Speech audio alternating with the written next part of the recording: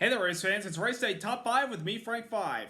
The round of 12 has officially begun as we kicked it off at the track that provides a lot of headaches for everyone, Texas Motor Speedway, where everything's bigger, and it seemed like yesterday everything was bigger, but in the wrong kind of way. With a lot of failures, a lot of playoff drivers having some problems. But one thing that does remain big is that in these playoffs, anybody that is a playoff contender or a non-playoff contender can win. And we continue the streak of non-playoff winners by opening up the round of 12 with a guy who got eliminated in the last round. Let's get into all that went down in Texas. Number 1, Tyler Reddick picks up his first career oval win, winning yesterday's Autotrader EchoPark Automotive 500 at Texas Motor Speedway, holding off Joey Logano, Justin Haley, Ryan Blaney, and Chase Briscoe for his third career Cup Series victory. Tyler Reddick at the beginning of the year got his first career Cup win by winning at Road America, beating Chase Elliott, one of the best at road course racing, to get it done. Then he won a few weeks later at the Indianapolis road course, a race that was definitely wild to say, but he was the clean one at the end and then ended up coming out on top. Well, he made the playoffs via those 2 wins. At the start of the playoffs, he had a good, consistent run at Darlington and felt like, okay, this guy probably is going to make it into the round of 12 as long as he doesn't have any more problems. Well, sadly, he ran into some problems as he finished second to last at Kansas after hitting the wall on the back straightaway, taking him out of contention. And then last week, well, not really running well, but at least was above the cutoff line by just a few points. He was running in the top 20 until he had a big wreck that he was a part of. The car was damaged. They had to come pit road and repair it. And unfortunately, he was 2 points below the cut at the end of the night and was eliminated from the round of 16, and could not move on to the round of 12. So he came into this race hoping to at least just move on and try to get ready for next year and give the team some momentum for next year. And early on, they started in the top 10 and had a really good race car to contend with all those playoff drivers, still showing that even though he got eliminated from the playoffs, he still is a playoff caliber driver. But then early in the race, a little bit later in stage 1, he actually had to come down pit road because he felt a vibration and he fell a lap down. He was able to get his lap back because of a lot of cautions, and it took him quite a while until the end of stage 2, early part of stage 3 for him to get back up there and be a contender for the win. But they had good speed in that race car the entire race. He was fast. His teammate Austin Dillon had some speed at times, but it was a good showing by this A team, and they stayed on worn out tires on the very end to hold off all those other guys that had relatively fresher tires than the 8 car. He was able to come out on top and emerge victorious. His first win on an oval, of course. He's had good success at this racetrack, running well and finishing well, and he's had some good results here in the Xfinity Series and the Truck Series. I'm pretty sure he won an Xfinity race during his tenure there in 2019, but I think 2019, yeah. But it was good to see Reddick and the team run well after getting eliminated last round. So hopefully they can carry this momentum for the rest of the year before they get ready to be the 3rd car at RCR next year. But a big win, and a congrats to Tyler Reddick and Randall Burnett and the entire A team on a nice win yesterday. Number 2, playoff drama between 2 contenders, Denny Hamlin and William Byron. Early on in the race, Hamlin and Byron, they looked like one of the 3 fastest cars on the racetrack, the other one being Kyle Larson. Byron had a really good race car, was leading a lot of laps.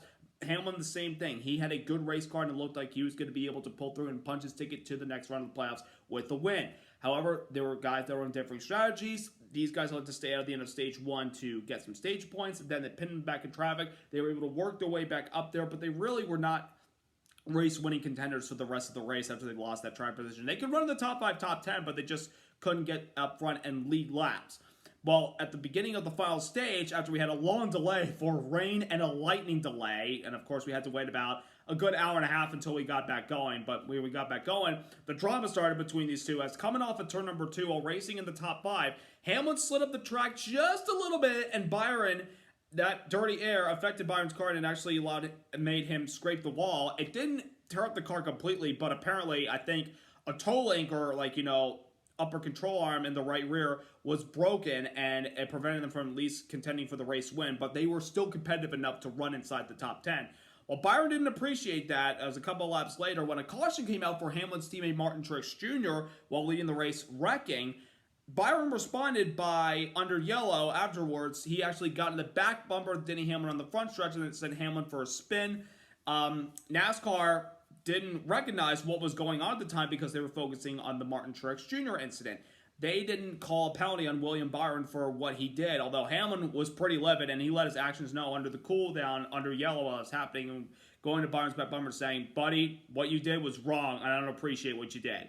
But NASCAR said on the radio there was no penalty. However, Hamlin was so livid, he said, well, I'm going to provide a penalty for him, and that meant he was probably going to wreck him.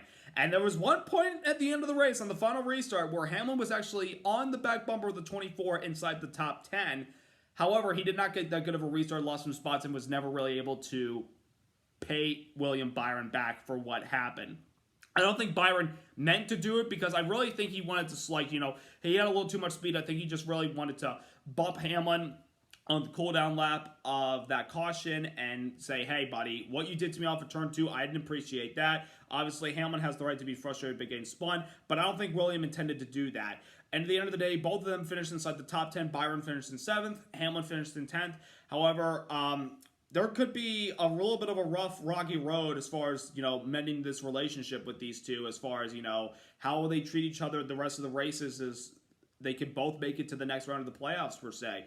Byron said, I didn't mean to do it. He said, I hope to talk to Denny and, talk about it. Hamlin sounded like he might want to talk about it too, but I don't know. I mean, in this case, relationships, it can go one way good or one way bad. Scott Miller, the vice president of NASCAR communications, as far as, managing the race and everything, as far as the director, he said that there is a possibility that William Byron and the 24 team could be penalized this week for what happened on the cooldown lap after the caution came out for the Truex crash. And I'm talking about Byron spinning Denny Hamlin out, even though Byron didn't really mean to do that. I don't think he really wanted to just tap the back of the 11, send a message saying, I don't appreciate what you did to me off of 2.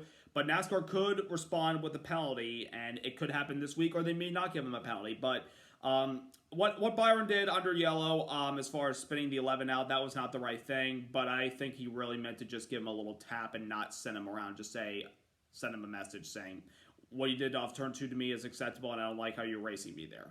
And Hamlin has every right to be upset about getting spun out under the yellow and being livid about it. I mean, the good thing about all this, both of them finished in the top 10 and were able to come away cleanly at the end of the day. But both of them could have a tough time repairing this relationship with each other.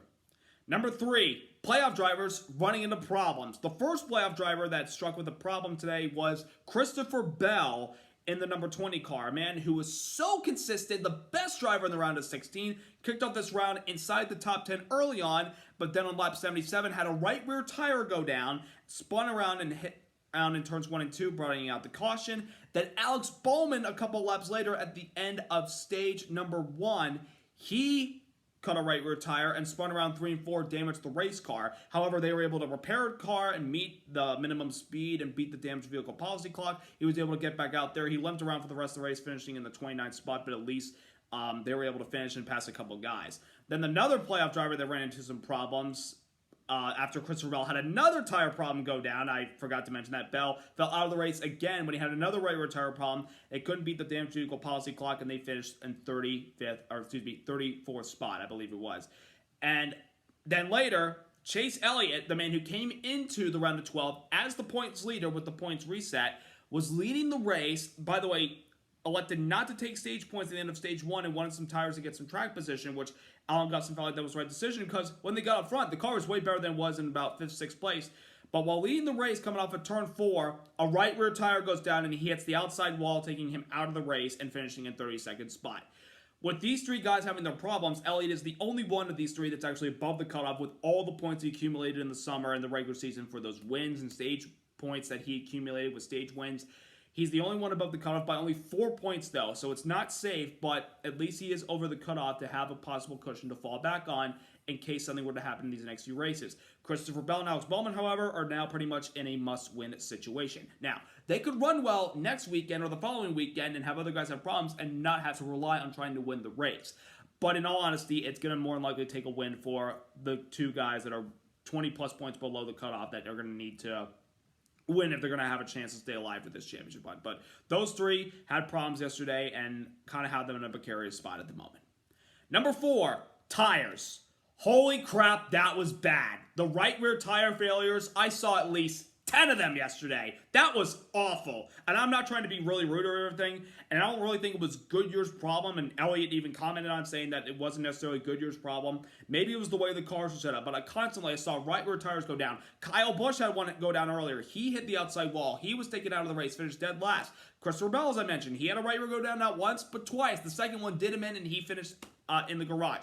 Alex Bowman had a right rear go down. He was able to finish the race. Chase Elliott, he had the right rear go down while leading the race in stage 2, hit the outside wall, out of the race. Then Chris Buescher, who won last weekend, his second career cup win first with RFK, he had a right rear go down, I think, twice. Or one of those incidents, actually, he may have spun. But he caused 2 cautions by spinning out of control. There were a lot of guys that had right rear tire problems. And then late in the race, 2 guys while leading the race, Kevin Harvick, at the beginning part of the final stage, when leading, he blows a right rear tire and hits the outside wall. Yet somehow they were able to fix that car and finish in the top 20. I don't know how they did that. But then Martin Truex Jr., who's still looking for that first win of the season, obviously out of the playoffs, looking to get that win in clean air. It seemed like maybe he had the car to beat.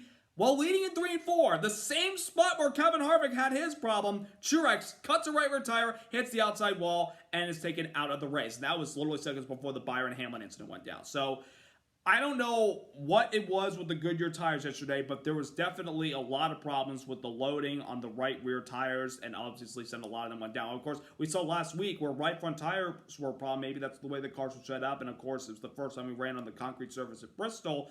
This week, however, it was a lot of right rear tire failures. We didn't see right fronts, left rears, left fronts. It was really, really nasty. And I think another right rear tire incident that happened was in turn 4 with Cody Ware, who took a nasty hit to the outside wall. The worst wreck I've seen with this next-gen car. And he hit the inside pit wall really, really hard. But thankfully, he climbed out of the car. He was taken to the infield medical center, and he was released a little while after that. It took a while for him to be released, but he left under his own power, which is really good news because that was a very nasty hit and a very scary hit. But in general, the tires really, really hurt this race yesterday because there were times where there was some good racing, and there were times when this tire thing happened, it just slowed them all back down. But yeah, it was a really bad day for Goodyear yesterday. Now, is this in any way similar to what we had with the Brickyard 400 back in 2008, where we constantly had to throw competition cautions just because there were a lot of drivers complaining about the tire wear? No, but it's still a little bit rough. Actually, Rodney Childers on Twitter today, out in NASCAR and like Goodyear, as far as the way the cars were set up and the way that the kind of track they were racing on probably played a factor into that. But they said it's things that we got to work on, and it's something that does need to be worked on the next time we come back to this racetrack. But it was definitely a really rough day with right rear tires blowing out yesterday. Really slowed down this race in general. And number 5, the racing at Texas. I'm sorry, I like to be positive, but there were times yesterday when the racing was pretty good, but the tires obviously made it worse. But let's face it, folks, ever since we repaved this track, started off 2017, this track has not been the same like it once used to be. Remember when we had, same amount of banking, but the bank we have in 3 and 4 now, that was the same in 1 and 2, but now 1 and 2 is flatter. It's a little bit wider in case somebody goes wide and you make a mistake. Another guy behind you could take the opportunity and pass you by. That's a good passing opportunity. But for the most part, it's not a track where you can really pass cleanly or race side by side for 5 to 10 consecutive laps anymore. It's not that type of racetrack. It's not the same like it used to be. Like, there were never really big Texas Motor Speedway moments. The only big moment was this race 8 years ago in the back then the round of 8 when we introduced this playoff format, and it was when Jimmy Johnson won, and of course the big pit road brawl post-race with Jeff Gordon, Brett Keselowski, and Kevin Harvick. That was probably the most notable Texas race you'll ever remember. But this track, just ever since the repave, it's just been really, really bad. And it's just really sucks to see what that track used to be compared to what it is now. It's just not the same anymore. Now, there have been talks and reports recently that they might consider a change in this track, actually. They might consider converting it to a short track like they're doing for Auto Club for 2024, or they could go back to the way the track used to be with the same amount of banking in 3 and 4 and 1 and 2 equally, and give guys opportunities to try to pass and run the high side again. which that was a good place you could get good runs off of 1 and 2 and 3 and 4 when you ran the high side. Nowadays you can't have that anymore. Not running up against the wall, like especially the Kyle Larson group. But yeah, Texas. I mean, they're like, I'm not sure if they're true. They could be, and we could see that in the near future, and maybe that could help Texas Motor Speedway. But for the most part, this track the way it is right now, it's not good. It's not good. I'm sorry. I don't mean to be negative about it, but it's just my thought about the track and where it stands right now. And, I mean, it did create a little bit of drama yesterday, but I don't think it was the drama that we really wanted it to be. Not with these tires. Not at all. So, with the first race of the round of 12 officially done, a wild card race that we kind of didn't expect to see coming, but it kind of turned to one. We go to a bigger wild card next weekend at Talladega Superspeedway. 190 plus miles per hour of racing, side-by-side action, 3 wide, 4 wide, maybe even 5 wide at one point. We'll get to that. But we have seen some good racing with these next-gen cars at the Superspeedways this year. Of course, the last race at Daytona, we had that drama incident 1 and 2 with the big rain shower that sent cars spinning and wrecking all around. I don't think we're going to have that at Talladega, but I got a good feeling there will be high level of aggression. By the way, quick note, we still have not seen a playoff driver win these playoffs. So maybe this weekend's an opportunity, but it's also with a lot of non-playoff drivers in the mix that they could play the upset yet again. It should be a very entertaining, exciting race. So what will happen next weekend? Will a playoff driver win? Will the guys that had problems yesterday overcome them with a big win next weekend? Or will a non-playoff driver continue the streak of these playoffs by winning while not competing for the championship whatsoever? It should be a lot of fun. I got a good feeling we're going to be riding high, wide, and flying high with these cars side by side. It's going to be a battle next weekend. It'll be a lot of fun. Heart-pounding racing all day, but it should be a good race in general. So hope you all have a wonderful week. Subscribe, like, and congrats once again to Tyler Reddick and the A-Team on their impressive win yesterday at Texas. Y'all have a wonderful week, everybody. Let's go racing.